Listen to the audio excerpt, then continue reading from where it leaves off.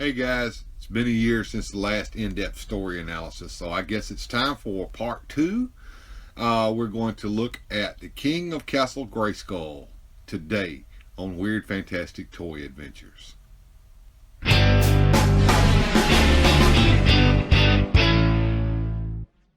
Hey everyone, before we get started today, I would just like everyone to hit your like button and hit the subscribe button, hit that notification bell. These things really do help the channel. The King of Castle Grayskull is the second mini-comic produced for the Masters of the Universe toy line. The mini-comic was first released in 1982, packaged with Man-at-Arms, Merman, and Skeletor action figures. The story was written by Donald Glut and artwork by Alfredo Alcala. Our story opens with Skeletor lurking around on the parapets of Grayskull as He-Man rides up on Battle Cat. Now, it says that He-Man is coming home from battle. So, I don't know who He-Man has been battling. We don't know. Possibly some of Skeletor's minions. Maybe another faction. We don't know. And he says something very, very important. The castle was built by unknown hands before the Great Wars. Once again, the Great Wars have been invoked here. And that no one knows who built the castle. And he rides away from the castle unaware that Skeletor is lurking above on the parapet. And so after He-Man leaves, we see Skeletor referred to here as the Lord of Destruction, and also as the most cunning and fiendish villain on the whole planet of Eternia, using that energy blade that he's got, and it says that it was created in another dimension, presumably the one that Skeletor is from. But we found out before in He-Man and the Power Sword that Skeletor is a demon from another dimension. Now he uses that to form this magic lens so he can see what's going on inside the castle. So the image of Teela that we see here is an image of her inside the castle. Skeletor spying on her, he's creeping on her again. And he refers to her, Skeletor does, as the warrior goddess. Inside the castle, Teela is listening to the spirit of Grayskull telling the legend of the King of Grayskull. A warrior would find the split halves of the Power Sword, and he even tells the locations of the sword. One hidden on Eternia's highest point, and the other beneath its hardest rock. And of course, both halves, the warrior can enter the castle and claim the thrones and the secrets and everything. And then he proclaims her the guardian of the castle. And of course, Teela is honored by that. But now, there is no sorceress like in the cartoon. There is a sorceress, but she doesn't appear in this one. She's the green sorceress. There's no quote-unquote Eternian goddess either. Teela is a warrior goddess, but that's just a title that she holds. But the implication here is that He-Man would someday get the sword and become the King of Castle Grayskull. So Skeletor swears to become king, and to make the legend come true, he needs the halves the Power Sword. So Eternia's highest point is here is called the mountaintop realm of his winged enemy Stratos. Now, we had already speculated that Stratos had once been a minion of Skeletor's, and so by this point in this story, Stratos has rebelled against Skeletor, which makes him his enemy. Now, the mountaintop realm of Stratos is not referred to as Avion, nor are any of Stratos' people seen in this. It's just the highest peak in Eternia. And of course, there's where the energy blade is buried into the mountainside, and Skeletor gets it and frees it. Now he heads to get the next piece. So the second clue is apparently the He-Man's home, because we learned in He-Man and the Power Sword that he built his house in the hardest rock on Eternia. So he sends Merman to do this, and along with Skeletor, and we we bring up another point. We see that He-Man has to have one of his superpower outfits on in order to be super strong or to have a force field around him. And he doesn't just wear that all the time, apparently. So before he could grab one of these outfits, Merman attacked. And he did it so quickly that even Battle Cat couldn't protect him. And Skeletor used his energy blade to reveal the half of the power sword. Now, looking at the picture here, we see that Merman is in the form that he looked like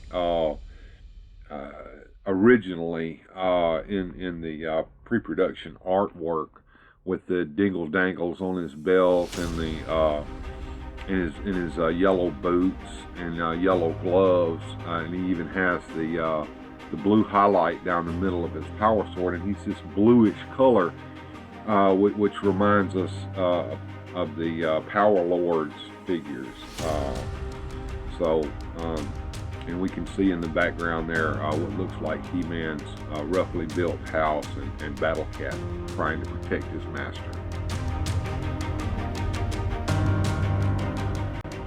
Leaving Merman to finish off He-Man, Skeletor sets out on foot for Castle Grayskull. He pauses there to disguise his face with some gray clay at the foot of the castle there, and he looks up at the facade of the castle. Now he thrusts both halves of the power sword into the stone lock. And looking in the picture there, it's not in the door, it's on the side there. That's where it originally was going to be, I guess. And of course that opens the jaw bridge so that he can go inside.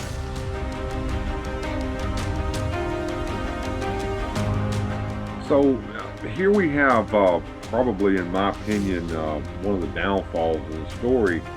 So Natila, trustingly awaiting for the king, thinks that Skeletor must be the king simply because his face resembles that of the facade of the castle, barring the fact that he still looks like Skeletor and he's still wearing Skeletor's outfit. You know, I guess you have to suspend your disbelief just a little bit there and think maybe he was more disguised than just some clay on his face. The picture says otherwise. Also, you notice that they say that Skeletor arrives to the upper level on the elevator. That's, you know, this story is going to show you the castle. You know, it's to reveal the castle to the children playing, so that they want the castle and see all the things that are inside of it and the play features of it. And of course, Skeletor being Skeletor, he don't waste my time with Chatter Woman. Just show me my throne. You know, he's not very nice. What a shitty king. I mean, that should have been another tip off for her.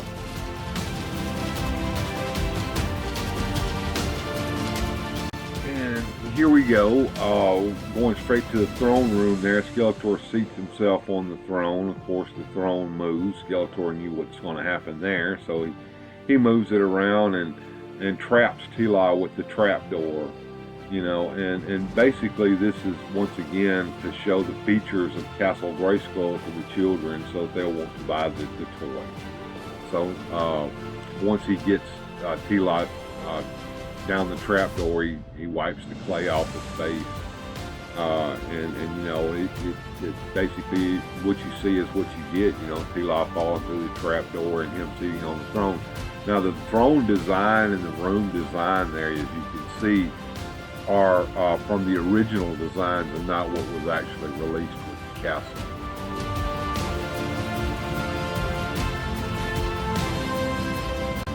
And now, of course, Skeletor is going to gloat.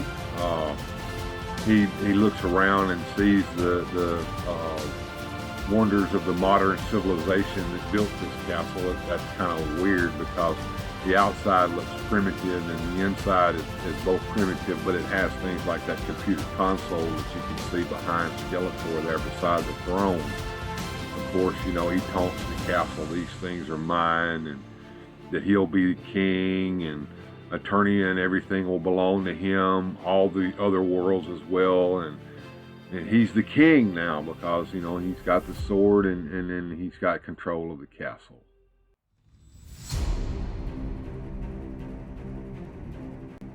Okay, switching scenes, back to what's going on at He-Man's house, while Skeletor is inside the castle, marveling at it. We see that He-Man has recovered and has had a chance to put on his force field garment.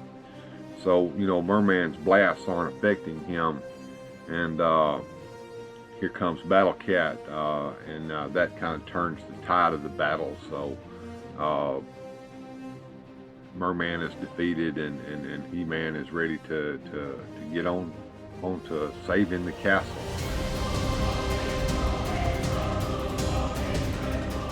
So next, I guess Merman limps away to lick his wounds, and He-Man gets his other outfit, the one that gives him great strength, and he rides on Battle Cat towards Castle Grayskull, and then of course Skeletor's watching the whole thing on this monitor there in Castle Grayskull, so he's pissed at Merman, and he's watching He-Man come to the castle, and vows that He-Man won't survive this, as he's now the king. Glut injects a little humor here. He-Man knows that he can't open the drawbridge without the power sword, but he's trying it anyway with his strength. He had done it before the magic lock previously in He-Man and the Power Sword, so he's tugging at it with his superhuman strength, with his garment on. And then Skeletor sees this, and decides, that he's going to mess with He-Man, so he jogs the door open, which flips He-Man inside the castle. He-Man makes straight for the throne room. I guess he knows where it is, and Skeletor taunts him, kneel to him and all that. And He-Man getting ready to grab a hold of Skeletor, and Skeletor, this is one of the scenes that I used to laugh at when I was little, called him Oafish One, as he uses the hidden controls to release an energy barrage onto He-Man, electrical energy shocking He-Man into unconsciousness. So He-Man lands in the dungeon where T-Law's at as well, and he says that Skeletor's gone insane. What's your tip-off there, He-Man? And of course T-Law wants him to stop Skeletor. We got to escape, and of course, you don't throw somebody in the dungeon without stripping them of their weapons and stuff first. So he's still got his strength garment on, so he can tear the cell door off its hinges. And of course, here we see another trope often used with the castle, and that's the fact that you can animate the weapons in the castle and have them to fight your battles for you. Animated suits of armor, grabbing weapons and throwing them at He-Man, and of course Skeletor, he does this, and that's what we see here is He-Man and T-Law fighting this empty suit of armor and weapons being thrown at them, or animated weapons floating in the air. That's, like I said, it's just one of the things that you often see them saying happens in Grayskull. So apparently Skeletor got too busy enjoying He-Man having to fight all this animated armor and forgot that T-Law was standing over there, and so she gives him a swipe with her snake staff and knocks that power sword right out of his hand.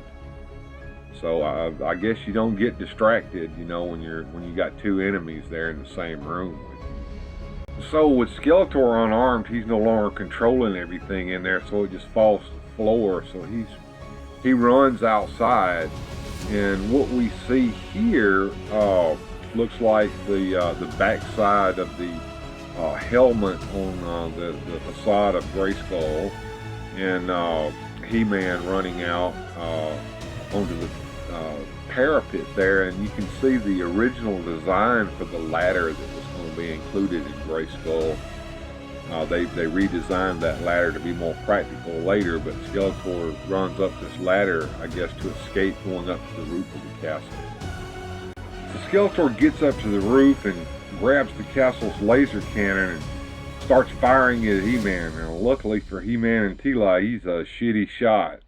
So you know he doesn't hit them, and they run up on him. Also, take a look at that heavy laser cannon there, and you can see that it doesn't look anything like the toy, but it does look like the original design, which was a kit bash of some Micronauts toys. So He-Man runs up and stops Skeletor from using the laser cannon and hits him so hard that both fall over the parapet's edge. Luckily, the strength garment on He-Man saved him from the fall. Somehow Skeletor made it down there just fine too, because he was going to get He-Man with the energy blade, but if not been for Battle Cat, he would have. Battle Cat frightens him away. He decides that retreat is the better part of valor, and so Skeletor runs away. With Skeletor gone, the spirit of the castle makes his appearance finally, and of course he's a vaporous cloud shaped like a skull, and he takes both halves of the power sword and says he's going to send him this time to another dimension. Probably what the sorceress should have done last time in He-Man and the Power Sword. But yeah, the Power Sword's gone, and He-Man and Tila watch as this happens. And so we get this iconic picture of He-Man and Tila riding away on Battle Cat, and you have the castle back there in the background with the spirit hovering above it in the mists. And the spirit, of course, is telling them that it could be centuries before the king comes, and tells them to go and fight evil, probably regretting the fact that he had made Tila the guardian in the first place, you know, because she's fooled by clay on the face of Skeletor. And so away they go, and of course the spirit seems to think to himself that He-Man's probably going to be the true king of the castle one day. Well, we got quite a bit to unpack here, and some of it doesn't make a great deal of sense. Clearly Skeletor has no real plan or any idea what he's even doing. In the first book he wanted Tila so he could make her his bride. Now, with Tila all set to serve him, the first thing he does is drop her down a pit. Battle Cat makes his first appearance, but he's just an animal, although loyal only to He-Man. Stratos and Merman both get to show up in their first official appearances. However, Stratos doesn't get to do anything, and poor Merman, he's just abandoned by Skeletor to get his ass kicked by He-Man and Battle Cat. The story's primary objective seems to be to just show off Castle Grayskull playset, with Skeletor being allowed to play with all of its special features and accessories. With Skeletor defeated, the castle, the spirit of the castle takes possession of the Power Sword, and perhaps realizing its previous hiding places left a lot to be desired, he sends them off into another dimension, telling the heroes that it could be really centuries before the true king shows up, and here he also calls them masters of the universe and bids them go out and continue to fight evil. And in the conclusion of the story, the spirit muses over the interesting idea that He-Man's probably the one who's destined to one day join the halves of the Power Sword and become the king of the castle. This idea never really went anywhere after this. Glut presents a pretty dull, stereotypical tale here, but Alcala's artwork saves it. King of Castle Grayskull's cover is probably one of the best illustrated of the set, giving us a look at Battle Cat without his helmet. So what are your thoughts on today's adventure? Did you collect the Masters Universe figures back in the day? What storylines did you invent for them? Let's hear from you in the comment section below.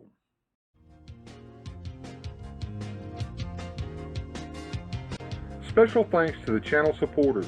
Without your help, these adventures would not be possible. Thanks for watching. If you enjoyed today's adventure, please hit like, subscribe, and share the video.